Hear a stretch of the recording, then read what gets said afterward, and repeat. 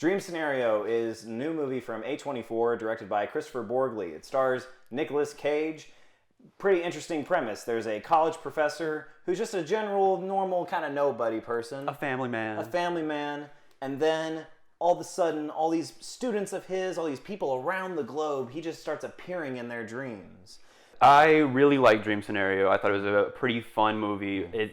It does have some I do have some problems with it. Ultimately, though, I think the movie kind of saved itself in a way. Mm-hmm. We'll get more into it, but it was a movie that was like really good. And then when I got to the end, I kind of just wanted a little more, I guess you could say. What did you think of it? I was kind of disappointed with it. Really? I still would say it was like enjoyable, but like I felt like it was a little mismarketed. I felt like based on the trailers, what you thought you were going to get was like a silly, quirky movie about just this like professor guy that everyone starts dreaming about him. Now, It has a very big dark turn that happens towards the movie, and the movie became very depressing to watch for me at a point. Really? Yes. Okay. And I still enjoy it. I still think I'd say it's a good movie, but I was kind of let down, to be honest. That's weird that you mentioned that, because I thought the movie was like pretty consistently funny throughout the entire thing. Like you mentioned that it goes kind of depressing at one point.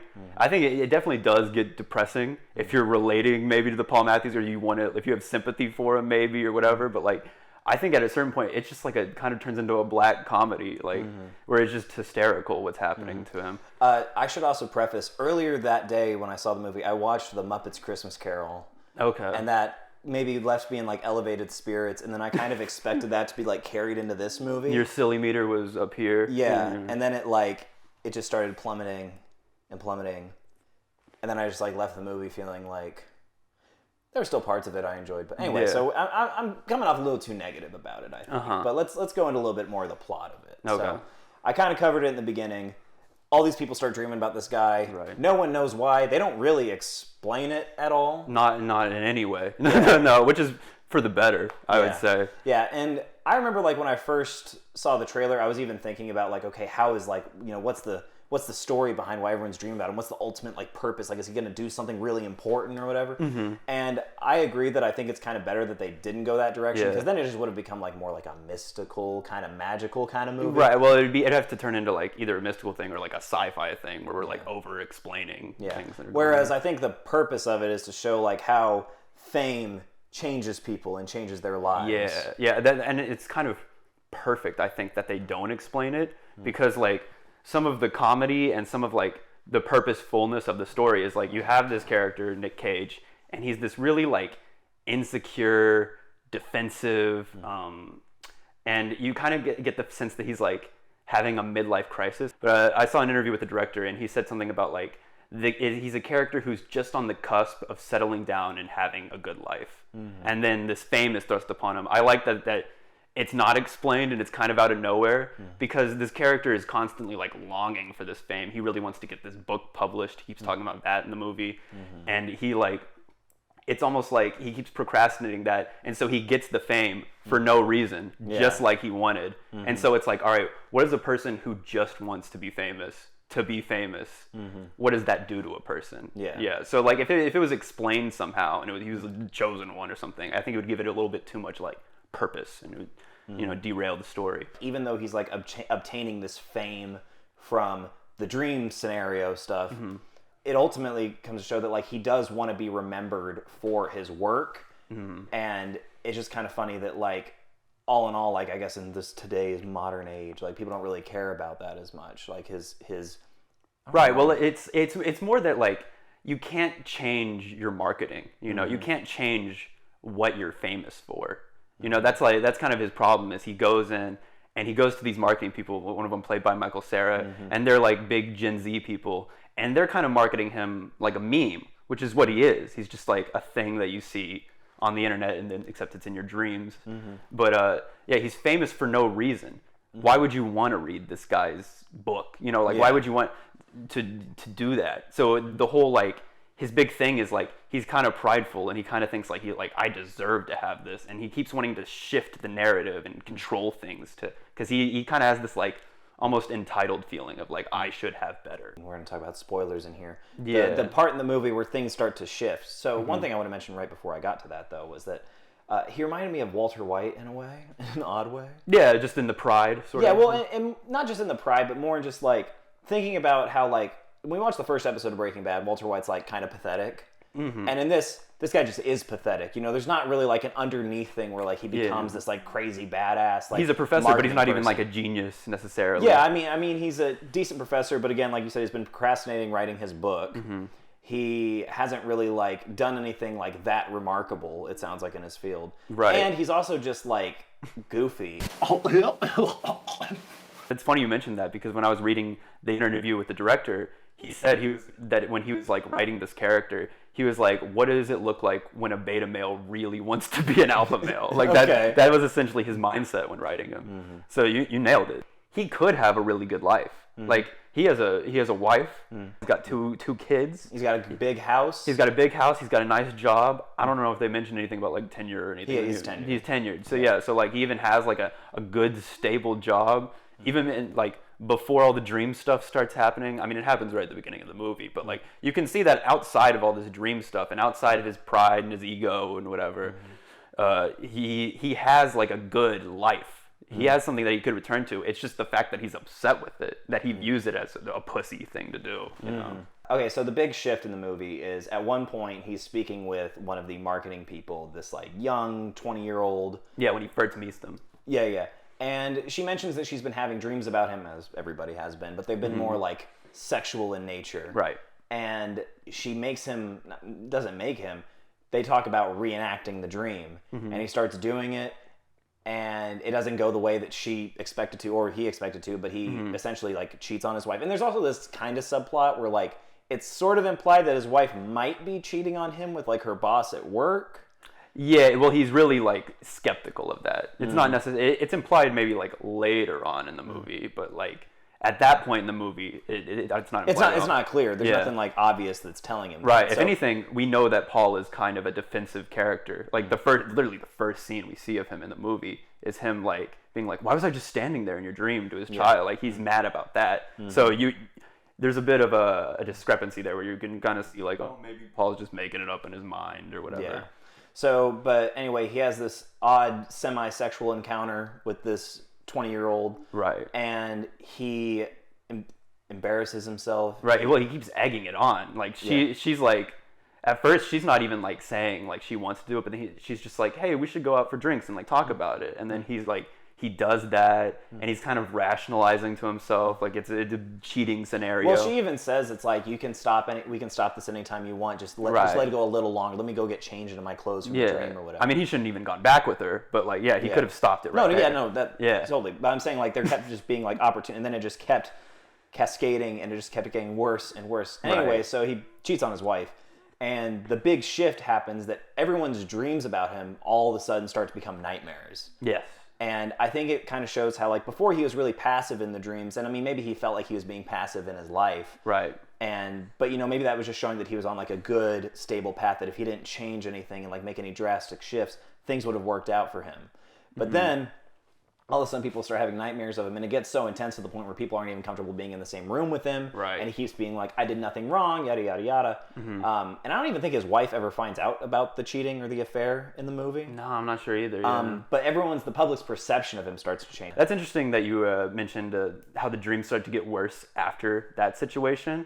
I was wondering in the movie, like, do you think that was like a karmatic thing? Like, because he did the cheating, that now the dreams are bad. Do you think that's what it was? No, I definitely think, because really, I mean, at one point, I don't mean to get all psychoanalytical here, right? But at one point they mentioned the collective unconscious, right? And they mentioned that like this idea of like what I kept remembering in the movie, and I've never actually seen Gladiator, but I remember the line of like, what we do in life echoes in eternity. And like, I was just thinking about how him making these like wrong choices, like ultimately, like even though people don't know about it, even though he never admitted to it, it's subconscious, and it's like he created this like just fracture in reality in a weird way that seeped into everybody's minds, even though they don't know about it. But it's like this thing that everyone's connected, but they don't know it. Yeah, exactly. It's just like an odd feeling. That's kind of what dreams are. Right. Yeah. Yeah, that's interesting, because I didn't like pick up on that. I was just thinking everything was kind of random. Like I assumed that maybe it was karmatic, but since like everything else about the dreams is never like explained, other than, like you said, the collective unconscious. They mentioned that briefly, but like I just thought it was like a random thing, like a random shift in how things were happening. And I thought, when I was watching them, I was like, that's kind of interesting that we're just throwing curveballs, changing how the dreams work. But yeah, that's no, it was definitely right after he cheated on his wife. Yeah. He also does like this whole YouTuber apology thing, which was kind of funny. Right. Yeah. But they cut to like a commercial about like this device they're using to try and implant advertisements in people's right. Well, that's the end. Yeah. Stuff. That's the end of the movie. And then I think the only reason they introduced that was to like have him get in the dream of his wife and like save her in like the costume that they talked about earlier that like was like her weird sex fantasy of him in the Talking Heads costume. And then I would also think it's like just to further like cement that how sad of an ending this is. Like he wanted to have this great legacy, and instead he's just like everything amounted to was like soulless marketing. Yeah. And I mean, he even like his book gets published, but it gets totally like twisted, and it makes it be more about like the nightmares, and like they make him like a Freddy Krueger kind of guy. Even on his own part, it's twisted, because I remember when he holds the book, he's like, "Oh, it's smaller. It looked. I guess I was using a bigger font or something like that." Or he's like, he says it got lost in translation or something. Right. But like they definitely just like edited his shit out. You know, and, like only kept it to the dream stuff. Where like the movie got like picked up for me is whenever like all the bad shit started happening to him because of the nightmares. It was like a really cool like. It asked this question of like, because the character's so entitled and stuff. How is he going to react, and is he going to make the right decision in any of these situations? And Paul is just the fucking worst, because he keeps making the wrong fucking choice. And it gets like, I can see it getting a little annoying to people, but for me it was just like, it was hilarious watching like this guy like consistently fuck up, just like never once thinking about another person or their feelings, you know, because it very easily could have just been like avoided. The whole, there's a big, when things really start to take the downturn is when he like barges in on his daughter's play, because he was like, I should be able to see her, they're not letting him come because people are uncomfortable with him being there because of the dreams.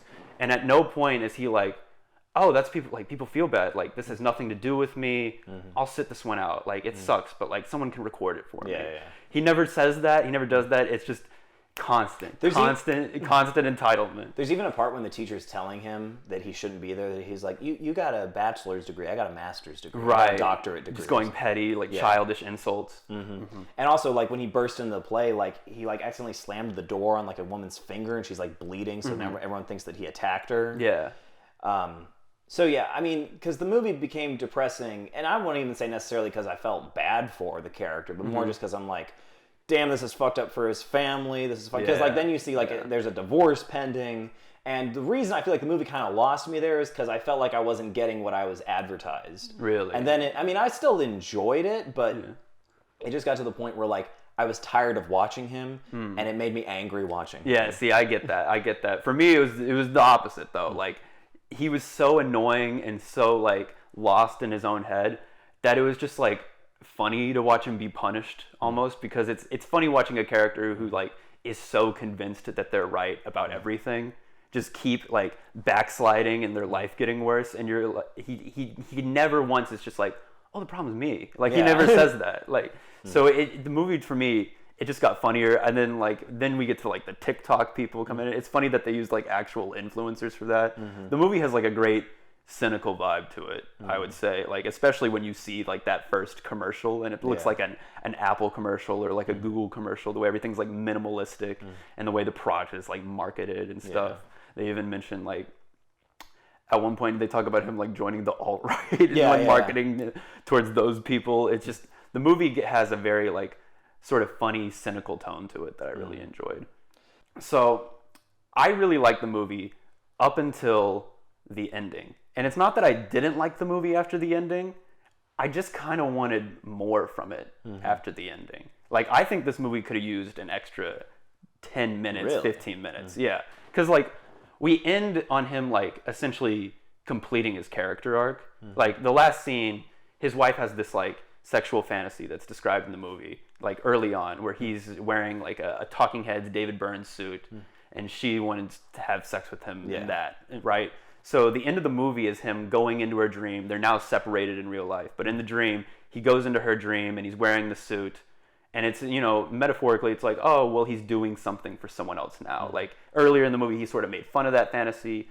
Now he's, like, doing it for her. And he saves her, because early in the movie, he kept asking if she'd been dreaming of him, and she hadn't been dreaming of him even when all this stuff was going on. Right, yeah. So yeah, he saves her, so he's doing, like, a better thing. And so, from that, you kind of get the idea of, like, okay, Paul understands what he wants now. And Paul understands, like... Paul understands that maybe he has to listen to other people, right? So we complete the character arc there. But then the movie just cuts. And I really, really wanted to see how he would react to that. Like, how does he react now that his life is shit and he's marketed as this terrible person almost? What's he going to do? Because we know Paul, from the earlier in the movie, is such like a proactive person, you know? Like, he keeps doing things to ruin his own life. And so I was kind of curious, like, is his entitlement going to carry over? Is he thinking, like, does he still feel entitled to his wife in a way? Like, you still get the vibe that he's, like, essentially the same person. He just knows more of what he wants.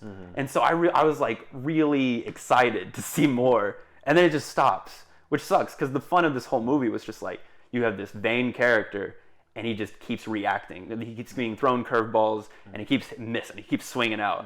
So, like, it just left me longing, I guess. Do you wish he had, like, a redemption arc at the end? Is that what you were looking for? Not necessarily. Like, I'd be fine if it was even darker, you know? Like, I'd be fine if the lesson was that people don't change, and that he was, like, he tries to get his wife back because he did that, and he's more entitled than ever now. And that maybe the message is that, like, oh, people can't change, your ego will always be in place, you have to listen to people more, etc. You know, yada yada yada. You could do something like that, and that'd be in line with the cynical tone, like I said, of this movie. But I would also, like, a redemption arc would be kind of cool too, where he completely denounces all the dream stuff. He goes out and he says, like, I don't want to be famous at all, I don't want to market this product at all, this product shit, you know.